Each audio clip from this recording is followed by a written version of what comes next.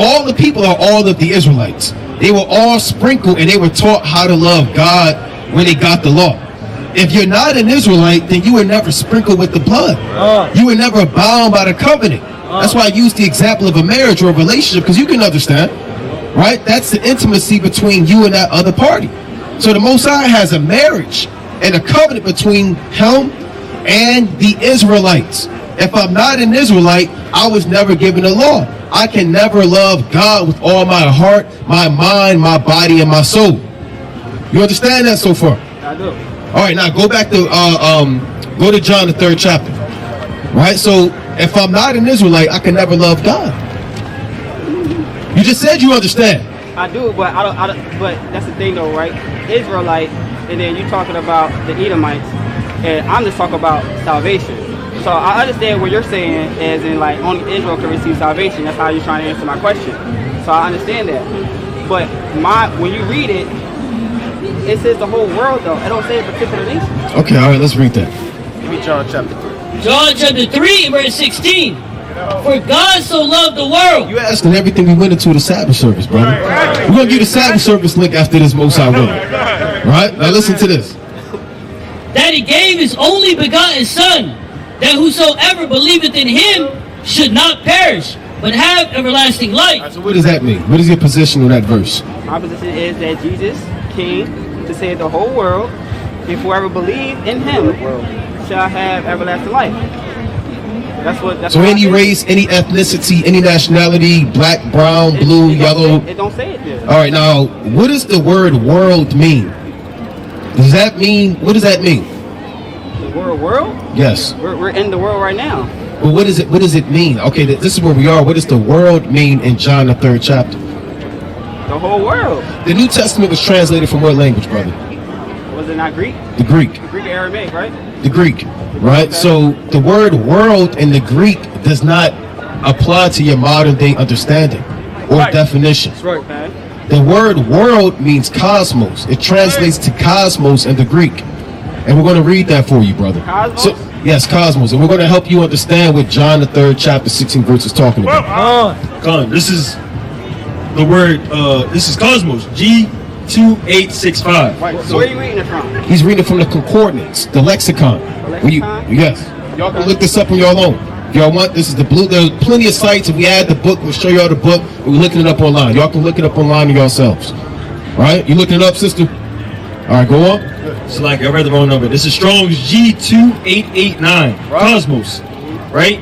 It means an apt and harmonious arrangement or constitution. Every human on the earth. An apt and a harmonious arrangement or constitution. The entire population of mankind. An apt and a harmonious arrangement or constitution, order, government. An order or a government.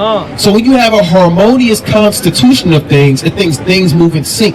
They have similar attributes and characteristics. So, like we used the example earlier, you have the world of fashion, correct? You have the world of sports. You have the sea world. You have the world of wrestling, right? You have all. You said what? You have all these different worlds, right, brother? Aren't those separate worlds, and they're all independent of one another? That's right. Okay. That's what the word world translates to in John the 3rd chapter. It's not every human that ever lived. Give me John 17:9. We're going to show you that, brother. Right? Give me John 17:9. You looked it up? Y'all see it?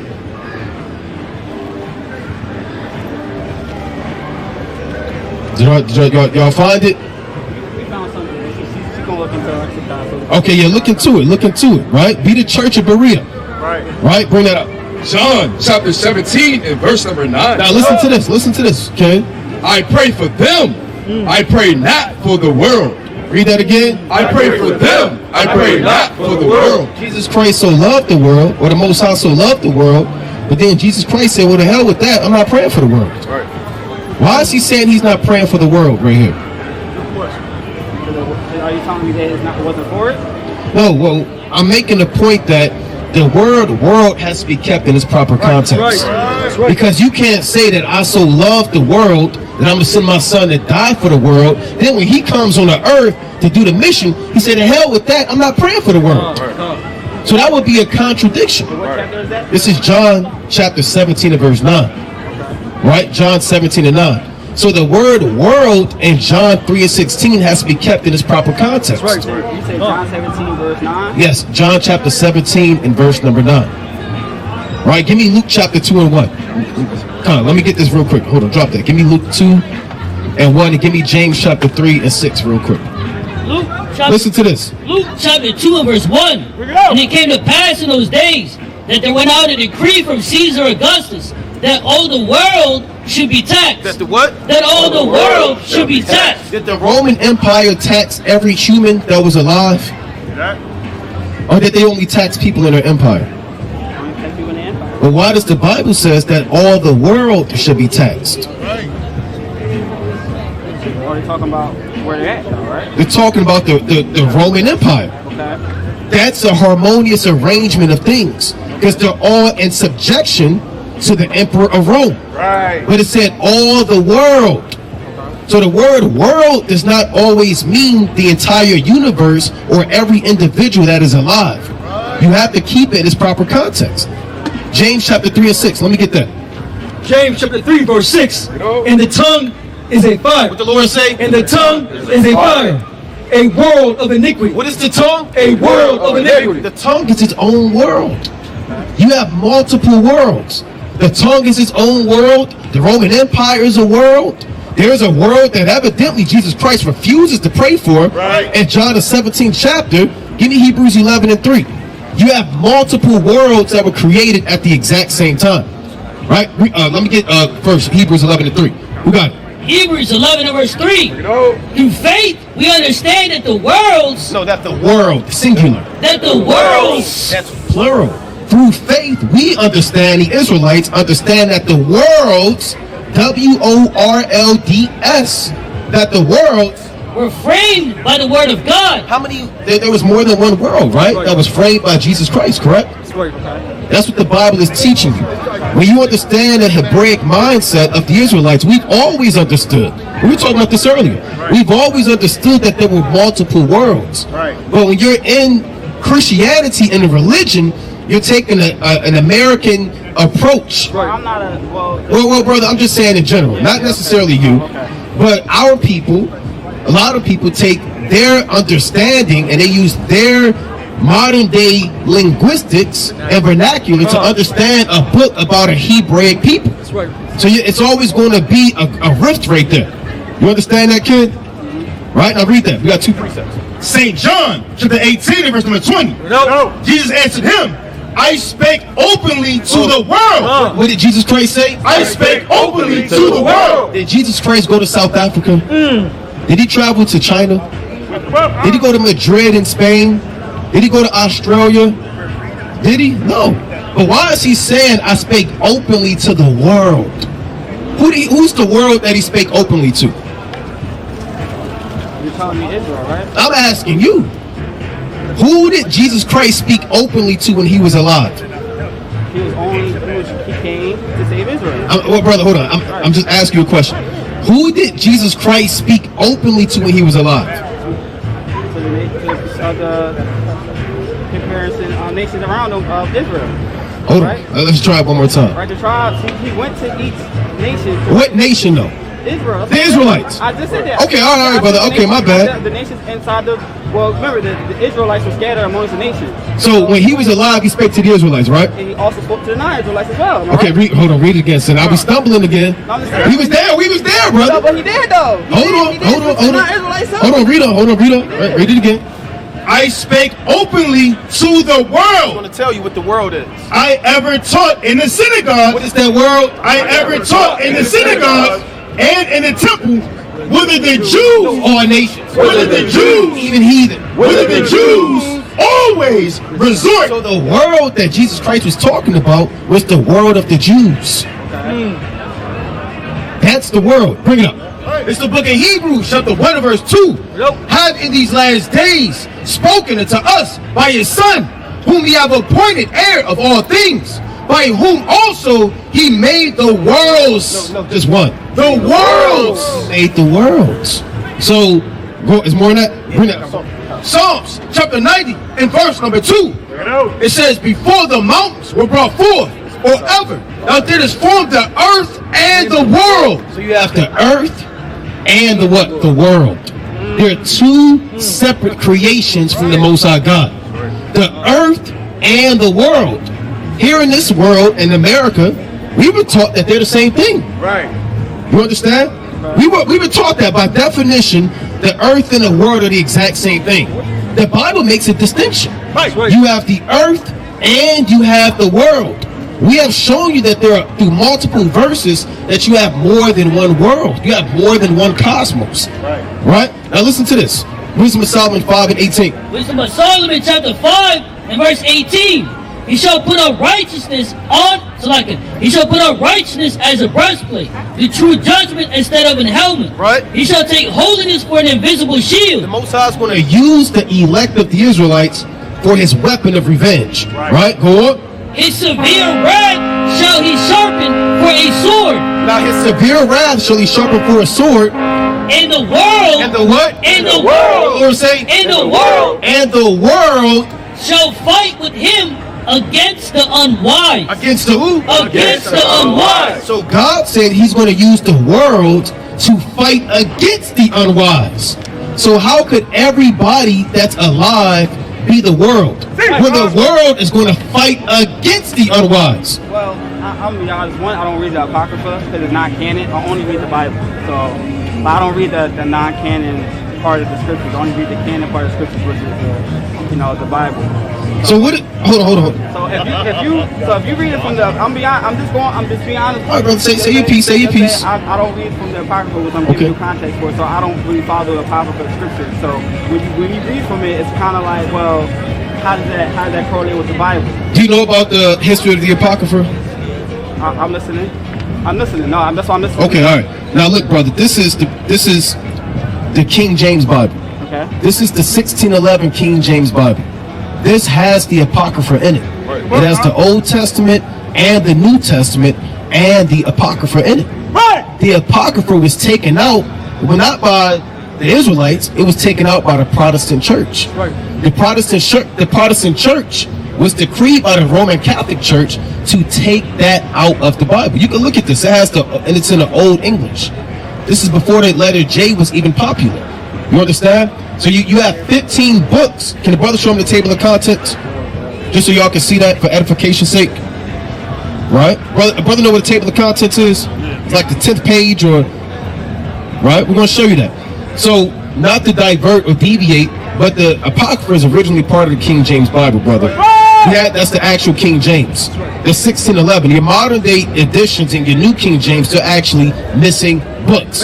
They're missing 14 to 15 books that they took out. That's the actual King James Version, the 1611 edition. And most Bibles, the Geneva Bible, the Great Bible, right? The Bishop's Bible, a lot of those Bibles had those additional books in it. But it wasn't to the Protestant Church took all those out. So when you have your NLT or your NIV or your ESV, they're missing books out of the Bible. Right? Significant history of the Israelites. Now listen to this. Look at this, brother. Just check it out. Right? You see, you got the Old Testament. You got 39 books in the Old Testament. You got 15 in the Apocrypha, and you have your 26 books in the New Testament. From Genesis to Malachi, 1st Ezra to 2nd Maccabees, and it picks back up in the New Testament from Matthew to Revelation. You can get this. I mean, the price is going up now because people are beginning to find out. I mean, it's getting very expensive. But that's the original Bible, right? Nevertheless, even if you didn't agree with the canonization of that verse, I read you 5 other verses that also prove that there are multiple worlds, right? So in John the 3rd chapter, what world is that talking about? You're telling me the world of... Give me Isaiah 45 and 17. You're talking about the world where you talk about that... Yes, for God so loved the world. Is that the word of the Roman Empire? Is that the tongue that's a world of fire? Right? Is that what world is that? Here's what's going on. Isaiah 45. Isaiah 45 verse 17. Bring it out. But Israel. But who? But Israel. All nations. But Israel shall be saved in the Lord with an everlasting salvation. Ye shall not be The ashamed, Israelites shall not be ashamed, nor They're confounded. not going to be confounded. World, What are the Israelites? World. What are the Israelites? world without end. The Israelites are their own world. They're their own separate world. And they're forever. They're eternal. They're without end. So, John the 3rd chapter, you have a conversation between one Israelite, Nicodemus, and another Israelite, Jesus Christ. And what are they talking about that entire chapter? They're going into the history of the Israelites. What happened in the wilderness, how Moses created the serpent of brass, how it was lifted up, that whosoever looked upon that serpent of brass lived. All of these things were talking about the Israelites. So that's why Jesus Christ just came out and said that God so loved the world, because they both knew what the world doesn't know now is that that world was always the Israelites. They've always known that, brother. It was common knowledge that the world in the Bible was only applicable to the Israelites. That's right. And not all heathen or all nations. That's why they're excluded from the prophecies and the promises. So the point is, I'm showing you how even a so-called white man, they can't love the Lord.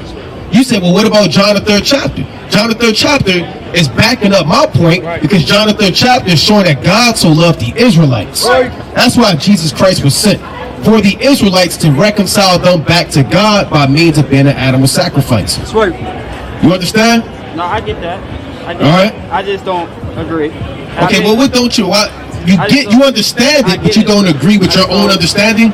I know, I understand where you're coming from. I just don't agree where you're saying. So I can get why it's like that, but I just don't. What don't you agree with? I just don't agree that he only came for the lost sheep of Israel. It's only. I just don't agree with that. I agree that he came for the whole world. How many gates are there in the kingdom of heaven? One gate, right? Read Revelation chapter 21 and 12. The reason why I'm saying it is because Hold on, in brother. Scripture it don't signify just Israel because it don't make sense for Paul to come for the Gentiles if Jesus only came for Israel. If that's the case, they already had their Savior within Israel because he made Paul to go out and preach to the Gentiles to give them salvation. Okay, all right. Now listen. Where did you learn that there's only one gate from? I just guess. I don't know. That's But how did you get one? Why didn't you say two or three? I just said one because it was a guess. It didn't come from no like. Well, that comes from Christianity, bro. Oh no, it don't. No, it does. No, it don't. Because I didn't say one gate because of Christianity. I'm not. I know that. I know you didn't say that. I didn't hear you say that. But I'm telling you, that's where it comes from. Right. Okay, but I didn't say it because of that though. But that's in our people's spirit. Now I'm gonna show you something. And that one gate that you're talking about, how many people can walk in that one gate? All nations, all races, all ethnicities, no matter your height, your color, your weight. All people can walk through the one gate. If you say one gate, if you're trying to say that I'm just saying one gate, I'm only saying one gate because you asked me, so I guess. What I'm asking you, in that one gate, there's people that can enter and exit.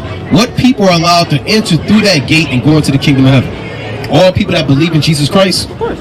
Okay, I'm going to show you what the Bible actually says. Revelation 21 and 12. This is Revelation chapter 21 and verse 12. Right. It had a wall great and high. The Lord say, It had a wall great and So high. the kingdom of heaven has a wall great and high.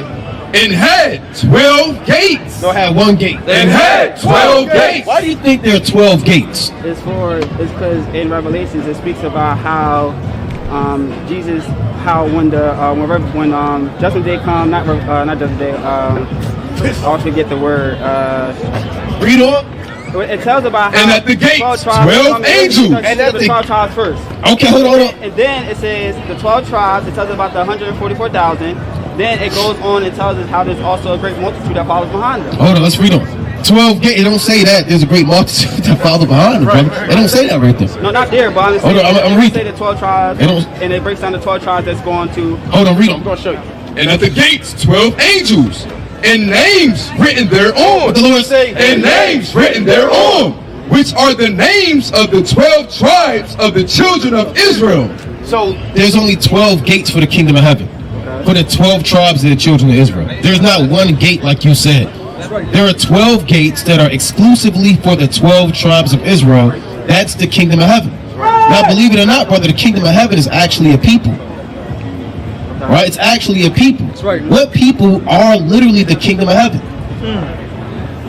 Said, I'm assuming Israel, right? Well, why are you assuming Israel? Because you're saying Because it's the Israelites, bro. Israel. Give me Daniel 2 and 44. Give me Matthew 11 and 17. Give me Luke 12 and 32. Like I said, I'm not here to. I'm here to learn. Right, brother, we're not to dissect. So Right. when I'm questioning you, I'm only questioning for what I read. But it seems like you're not here to, like when you go to school, right? Right. You come with a clean notebook. Of course. You don't have a clean notebook right now. Well, that's the thing, though. So I'm coming to you as a humble person trying to learn. But when you're asking me something, and when I'm trying to understand scripture, it kind of convolutes. That's why I say I understand what you say. I'm not saying that what you're saying is false or not right or anything like that. I'm just not going to put it out there and say it's true because I had to go back and read See, myself. there's true as false, brother. It does say go back and read the scriptures for yourself. So what you're reading to me and what you're telling me, I'll go back and do my homework and read and make sure. But I just can't agree right now because what you're reading, I still have to read the context of what you're reading. Well, we read the context of it. I have to read the context of all. Well, you got your phone and you following along, right? I'm trying to. You going from chapter to chapter. I'm trying to follow along as much as I can. All right, now listen to this. I'm gonna get a few more. Read that. Okay. I got that. Daniel 2:44. Daniel chapter 2 and verse 44. And in the days of these kings, In the days of these modern day kings we dwell in, shall the God of heaven set up a kingdom which shall never be destroyed. there's a kingdom that's being established right now, which shall never be destroyed. There's not a kingdom that's going to fall out the sky and manifest itself because God is setting it up right now. Right. Read on. Which shall never be destroyed, and the kingdom shall not be left to other people. Hold on, read that again. And the kingdom shall not be left to other people. God said that this kingdom is not going to be for other people. That's right. It's not going to be for everybody. Right. This kingdom is not left for other people. Who's writing this? Daniel. What was Daniel's nationality? He's an Israelite. Israelite. He's speaking about the Israelites, and they are the kingdom, and their kingdom shall not be what? Select it. And the kingdom shall not be left to other No, people. they can also be in there. And the kingdom shall not be left to other people. The kingdom shall not be left to other people. How does God feel about the other people? I'm assuming from he don't like the other people. Is that it? No, I don't like bananas, brother. I don't like, squash and certain things, But how does God feel? You may assume, but let's read 2nd Esdras real quick. Chapter 6 and 54. So you got to actually. And where's this from? This is from the It's in the Apocrypha. Okay, I'm just wondering. It's also in the book of Isaiah, the 30th chapter, 15 through 17. Right? But it's clarified in the Apocrypha. Right? I'm listening. Okay, all right, good. 2nd Esdras 6 and 54. 2nd Esdras chapter 6 and verse number 54. You can. This verse, amongst many, is one of the reasons, or many reasons, why they took the Apocrypha out of the Bible. That's right. You about to hear something that you've never ever heard before. That's right. Now listen to this. And after these, Adam also, whom thou madest Lord of all thy creatures, of him come we all. We all come out of Adam. Everybody knows that. Adam and who? Adam and Eve, right? Go on. And the people also, whom thou hast chosen. The chosen people come out of Adam too. Who are the chosen people? The Israelites. Go on. All this have I spoken before thee, O Lord, because thou madest the world for our sakes. The world was made for the Israelites' sake. That's what Ezra said. Our sakes. Right? Go on. As for the other people. That's for the what? As for the other people. These are the other people we read about in Daniel 2. Who are the other people? Everybody that's not a what? The Israelite. As for the other people, which also come of Adam. So what? Thou hast said. God has said that they are nothing. That what? That they are nothing. God said if you're not an Israelite, you're nothing. Go on. But be like unto spittle. Like spit. Straight like that. A spittle. You don't care about the spit that they spit on the ground. You don't gather it up. You don't treasure it. You don't put it in your pocket, right? God said the other nations are nothing. They're like unto spittle. Read on. And has likened unto the abundance of them unto a drop that falleth from a vessel. Like a drop that fall out of a big bucket of water. Do you stop and care and cry about that one drop that fell? Oh, you keep it moving, huh? You don't even pay it any mind. Right. You got a lot more water left. That's right. The hell with that one drop. You can't do nothing with it anyway. Read on. And now, O Lord, behold these heathen. These heathen. These what? These heathen. These what? These heathen, which have ever been reputed as nothing. See, what you got to understand about God, brother, is that God has always hated the other nations. Right. And God doesn't change. Does God change, brother? Word no. So what did God do for the Israelites 4,000 years ago in the days of Moses, what did he do to the firstborn of man and beast? Did he kill him? Weren't those children allegedly innocent? They did nothing wrong. 5-year-olds, 10-year-olds, newborn babies. Pharaoh, that's Pharaoh's problem, right? God says, I hate these Egyptians so much, I'm killing all your sons. Why did God do that to innocent Egyptian babies? And then he changes. I love the Egyptians and they can now be saved. Make it make sense. Didn't God send Joshua to essentially colonize and do an ethnic cleansing on all, commit a genocide? A genocide on all Africans, all Canaanites. He told them kill everything that breathes. Burn everything they have. Destroy their property. Burn their children. That's what God said do. Not even to the Egyptians, to the Canaanites. Didn't God say that? I'm listening. I mean, did he say that? Are you aware of that? No, I'm not. Okay, Deuteronomy 7:1, brother. See, you gotta know the Most High. You can't hop into the New Testament and now think God loves everybody. And you have to understand how God always is. And he's never changed.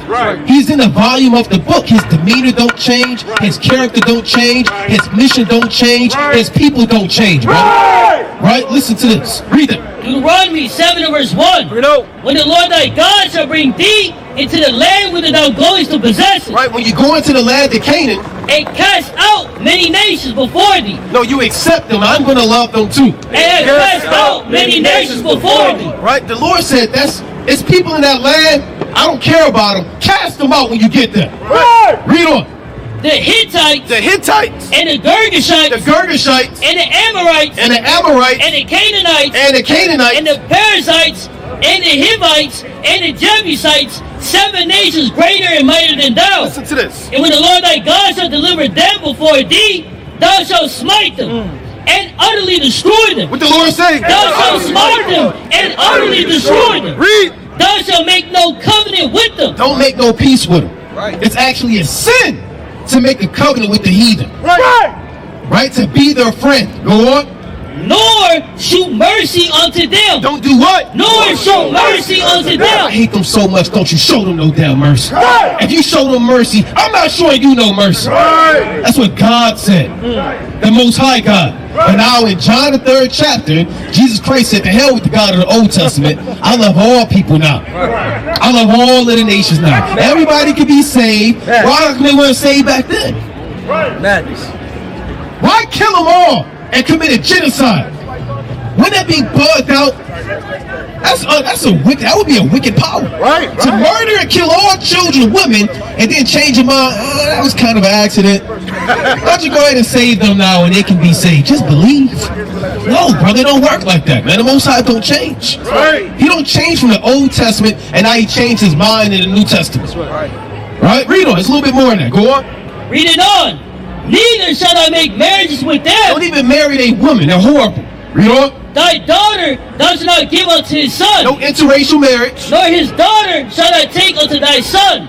For they will turn away thy son from following me, that they may serve other gods. So will the anger of the Lord be kindled against What you. happened if you show them mercy? So will the anger of the Lord be kindled against you. What happened if you want to save them? So will the anger of the Lord be kindled against you. Actually a curse. The Lord said, cursed be the man that keepeth back his sword from blood.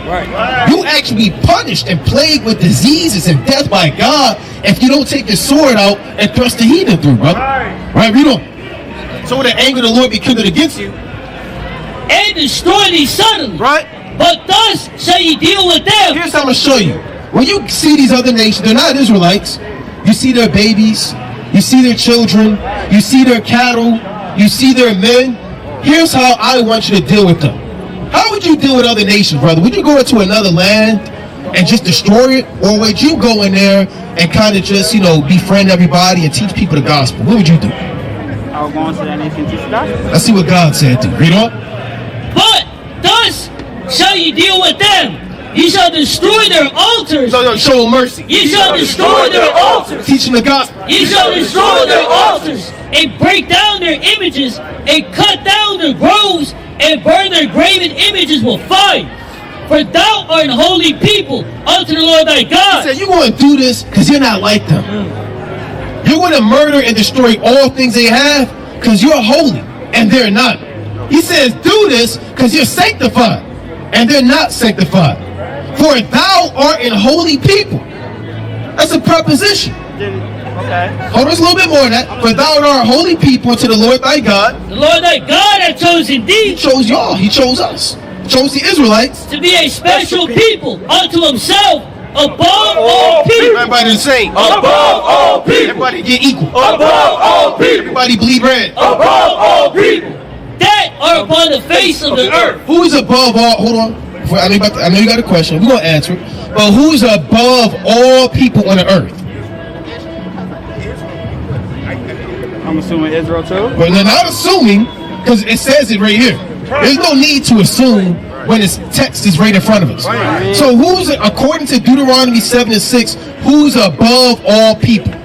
Israel. The Israelites. Okay. So everybody's not the same. The Lord, they weren't the same in Egypt. The Lord killed all the Egyptians, and he didn't just stop at that. He killed all of the Canaanites, all of the Midianites. There was a slaughter, a bloodbath, a genocide that was on the Israelites' minds as they inherited the promised land. What did Og of Bashan do? Sihon, all these Canaanite kings, they had their thumbs cut off, man. They big toes cut off. You had men that were lynched and burned alive, man. Joshua killed more heathen and non-Israelites than anybody that ever lived, at that time.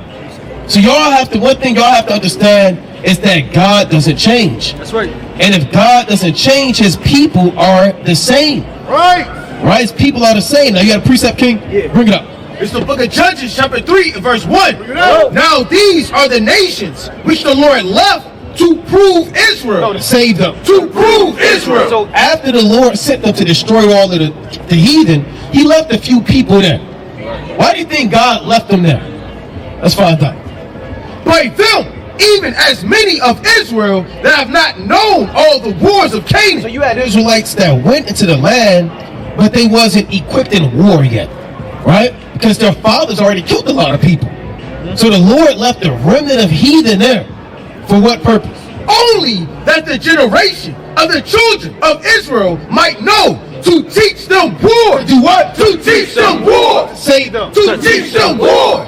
At the least, such as because knew nothing thereof. So God left heathen there as punching bags. They were punching bags. I'm going to leave these heathen there so you can kill them and learn how to sharpen your sword. See what it feels like to cut their jugular vein. See what it feels like when that head gets chopped off. Don't be scared. I'm leading them there. You messed up? That's okay. You got another one right here. Right, get that one. Oh, you messed that one up? Okay, you got another one right here. Get it right. Okay, that's the 8th one. Come on, you keep messing up. Thrust them through. Get it right. Good job. That's right. That's why God left heathen there. This is the God that we believe in. Now, if you're a Christian, you believe in the same God. A lot of people don't read these verses. All they read is God just loves you and Jesus kissed me. Let's walk down the road and he loved me. And that's how people understand the Most High God. Because in their mind, maybe not yours, in their mind, somewhere deep in their conscience, this is what they're worshiping. They don't know that the Most High God is a so-called black man. That's right. And his name is Yahweh. And he has an afro and a beard. That's right. And woolly hair. That's right. And he's a man of war. That's what our people believe in. I mean, tell me y'all don't believe in this. Please, do y'all believe that this is Jesus Christ? Yes. Okay, but what does he look like in the Bible? See here, a man with wool hair and got eyes of fire as bronze, right? His eyes as a flame of fire, Right. and his feet like unto what? In the brass. Read it real quick. Right? And I know y'all got some, but listen to this. Revelation 1:14. Whoever got it. Right? This is for y'all. Everything we're telling y'all is for y'all. Right? You said you're curious and you want to know what we believe and things of that nature. Listen to this. Revelation chapter 1 and verse 14. His head and his hairs were white like wool, as white as snow, and his eyes were as a flame of fire, and his feet like unto fine brass. What color is brass? Brown. Right? As if they burned in a furnace. It's light skin. As if they burned in a furnace. How dark was the Lord? As if they burned in a furnace. So dark it looked like he got burnt in the furnace. He's a so-called black man. Right. He looked like you and I. That's right. Everybody in the Bible are so-called of significance are so-called black people. That's right. So if Jesus Christ is a so-called black man, wouldn't Joseph, That's wouldn't right. Mary, John the Baptist, Peter, James, Wake 'em up! John, wouldn't they all look alike? Wouldn't they all be the same people? Right? What happened to those people? He have a book about a whole bunch of so-called black people. What happened to them? And why does everybody in the Bible now look like white people? Right. When you open up the internet, when you look at these churches, when you look in these art books and these museums like the Sistine Chapel and these sculptures, why does everybody resemble the so-called white man? You ever think about that? How do you go from being a book about black people, now everything's about the so-called white man? Was that by accident? I just think they missed. I think they just twisted the scripture. Okay, you're right. They did. Well, they twisted the scriptures. But what else did they do? They deliberately, brother. Right? They deliberately. Where's the Russia icon? Let me show y'all something. Turn that around. Listen to this. Look at this. The what? Y'all see this picture right here? You see, this is Peter, James, and Paul, or Peter, Paul, and James. Now, this is from an actual book called Russian Icons, and it shows you all of the original ancient paintings of the people of the Bible, and they're all so-called black people. Right. Now, guess what? If you want to buy this book, we couldn't afford it. Right? We don't have that kind of money. That book is over what? $2 grand, $3 grand? It's about $4,000. And it's going up. Why is that book $4,000? Because it shows the original pictures of what the people of the Bible look like. That they'll look like you and I. So it's not even that they twisted the scriptures. They strategically, through their design, they purposely whitewashed all of the images and made them look like Europeans, so y'all can't see yourself in the Bible anymore. Y'all understand? That's what they did. So when you open up the Bible now, you're thinking, oh, that can't be talking about me. I'm a Gentile. Pretty probably thought you was a Gentile. I'm a Gentile. He's a Gentile. We're not Gentiles, brother. Right? We're the Israelites of the Bible. Right. I asked you a question. I said, what happened to all of those people? You know what the prophecy says what happened to all those black people in the Bible? Deuteronomy 28 and 68. Right? Here's what God said is going to happen to those people. Right? Listen to this. Deuteronomy 28 and verse 68. Deuteronomy chapter 28 and verse 68. Deuteronomy is in the wilderness, right? You know about that. They got freed out of Egypt. Listen to this.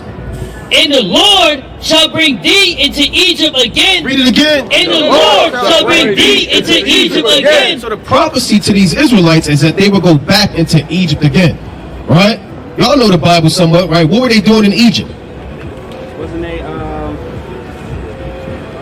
I don't want to butcher. When Moses said, let my people go, Oh, they there you go, right. Y'all were slaves. Or they were slaves. We were slaves. Now, God, after he freed them, he told them, if you break the commandments, you're going to go back into Egypt again. slaves, right? Right, you're going to go back into what again? Slavery. Slavery again. You're right. Read it from the top. And the Lord shall bring thee into Egypt again. Hold on. I got to go. No, go ahead, finish. All right, read it from the top. And the Lord shall bring thee into Egypt You again break the commandments, you're going into slavery again. with ships. With what? With ships. On the bus. With ships. On the plane. With ships. What people went into slavery on ships? Wake them up. Who was on slave ships being transported? Those black people.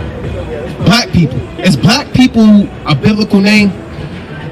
It's a man-made term, right? Your vest is black. Of course, yeah. We're not actually black. When your skin is brown, who gave us the name black? The same man that whitewashed the Bible. Right. The same man that stole your identity. Right. That took your heritage from you. Right. That painted Jesus Christ a white man. Right. The same man who knows who you are. I can only know who you are if I'm going to change your name. Right. I have to know who you are in order to change your name. Right. You understand? So they gave you Negro, nigger, black, Afro-American, African-American, all these names because they know who you really are. And they change your name every 10 to 15 years to constantly keep you in the days of confusion. They don't change the Chinese man name. Right. They don't change the Arab man name. Right. They don't change the Korean man name. Why is your name always changing 10 to 15 years? There's something about you that they spend billions of dollars to hide from you. Really? They whitewashed your entire book and changed your name, took away your language. What's your language? took away your heritage, took away your God. All of this they took away from you. And it all happened in slavery. It's the prophecy in the Bible that we would go into slavery again on ships. There's more than that. Read on. By the way whereof I spake unto thee, thou shalt see it no more again. You wouldn't see your homeland again. On the count of 3, name your homeland. 1, 2, 3. You see that? See that? Let y'all be 2 Chinese men and women. Oh, I'm just more like dissecting and listening to it. Okay, well, all right. Now you know. Well, what's your homeland? Is it Israel? It is Israel. Get that brother a hand. Get that brother a hand. That's right. Right? Get that brother a hand, man. It is Israel, brother. Right? Now, and we haven't seen that again. All we know is Baltimore, Alabama, D.C., wherever we from. We think we from. Now shall see it no more again. And there ye shall be sold unto your enemies. What happened when that shit finally land? Ye shall be sold unto your enemies. That's when you get off that in chains. Ye shall be sold unto your enemies. Once you get off that ship, you're going to be sold unto your enemies. Who's our enemies that we were sold to? Europeans, right? Europeans, you're right, man. Read on. For bondmen For slave men and bondwomen, and slave women and no man shall buy and it. know what? And no man shall buy So it. that happened, brother. That's our history in the Bible. That we were on ships and we were sold to our enemies. And no man bought us, no man saved us. We still here. So this didn't happen to all nations, brother. This didn't happen to the European man. This didn't happen to the Chinese man. This happened to us. Who is God talking to right here in Deuteronomy 28? What people? Who are the Israelites? That's us. Yes, us, bro! We the Israelites, man. Y'all are the Israelites, man. Y'all are the Israelites. Right? That's what we're trying to tell you, brother. When it's all said and done, we're out to tell us, our people, that we are the Israelites of the Bible. You understand? We're not out here for contention and strife. It's our job to patiently deal with our people and let them know that we are the people of the Bible, brother. That's right. And you're greater than what they called you, brother. You're not just a basketball playing, drug dealing, gun slinging, weed smoking, Kool-Aid drinking, stepping fetching Negro that they want you to be, brother. You have a heritage that God gave you. You understand? Right now, people are going to celebrate what on the 31st? Halloween. Halloween. Did God give us Halloween? Pagan holiday. Christmas? Pagan holiday. Thanksgiving? Pagan. Mother's Day? Pagan. All those are pagan. So what are the righteous days God gave you? Bring it up. Is it the Sabbath day? He gave us the Sabbath day. What else he give us? He gave us the You said Passover. what? Passover. What's another one? Oh, the same resurrection. Okay, all right. We believe in the resurrection. He gave us the Passover. How about the Day of Atonement? The Feast of Tabernacles. The new moon. The memorial blowing of the trumpets. Destruction of Nicanor. Day of Simon. Right? The Feast of Dedication. All those are days that God gave the Israelites. You don't have to celebrate the so-called white man holiday. And his worldly pagan customs. Now you know you have days that God gave you. Mark your calendar. Right? Because the Feast of Dedication is coming up. The 25th day of the 9th month. You understand? You have days. What's your language? It's not English. You have the Hebrew. Right? That's your ancient language that God gave you. We don't wear damn jerseys and Timbs. The Lord gave us meat treats. The Lord gave us, here's a commandment the Most High gave. See what all these brothers got? He gave us fringes. Right? That's the commandment that God gave us. Right? You don't have to eat, what's Negro food? Wings, damn, chitlins, Big Macs, pig feet, hog maw, grits, right? Scrapple. What did God give us to eat? He gave y'all a whole diet. In Leviticus 11 chapter, Deuteronomy the 14th chapter, these are laws that God told you what you can eat, what you can't eat. You can't eat pork. Can't eat shrimp, crab, and lobster. Right? You can't eat abominable things, a mouse or a snake. You can't eat these things. This is your heritage that was robbed and taken away from you. That the Most High is giving you back in the last days. The Most High is not going to get off his throne, knock on your door, Ken, and say, here you are. Right? The Most High in the last days is giving this information freely and liberally. But it's up to y'all to take heed to the words of the Lord. We're not giving you, this isn't a performance. This isn't Christianity. Christianity has destroyed our people. That's right. It made us believe that we're equal to everybody, and that we're the people in the entire Bible. That's right. You know how heavy that is? Right. We're Peter, Sebs, and we were never taught that. Right. That's what we grew up wanting to be everybody else. That's right. I want to be Goku. I want to be Spider-Man. I want to be Superman. Right. You wanted to be all these people because you didn't have nobody to be. Right. That looked like you, that was in your neighborhood, that was saving you, teaching you. So in your mind, you wanted to be like everybody else. Right? We got children. Our children, they want to be like Moses. They want to be like Elijah.